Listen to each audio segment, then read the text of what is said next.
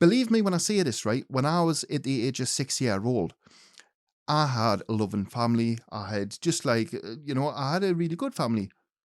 However, when I first seen the spirit world at the very, very young age of 6 year old, I had no support. I had nowhere I could turn.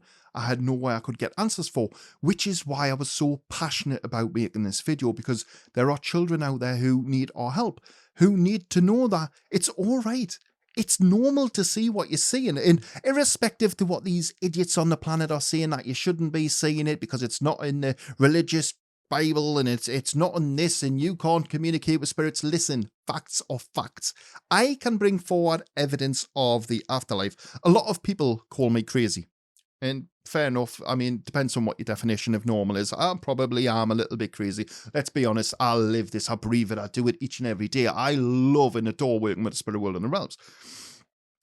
But to a child, it can become very overcumbersome because they don't feel normal. And when I was growing up, I had friends who I was very close to who I would mention I see spirits and they would laugh. Them are my friends. And no disrespect to them. It wasn't their fault. I'm not saying that because it's a nasty thing.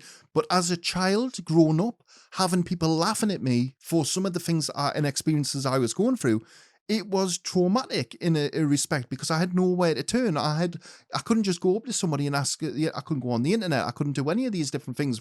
That's why technology is great now. And remember, it's not their fault that they laughed.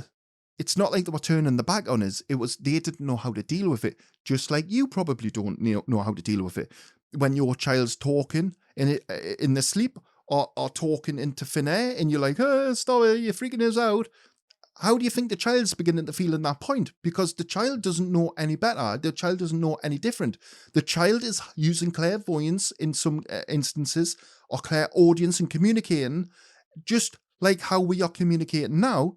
And then we are actively telling the child to stop because we are scared. This is something that you need to realize. All children can see the spirit world.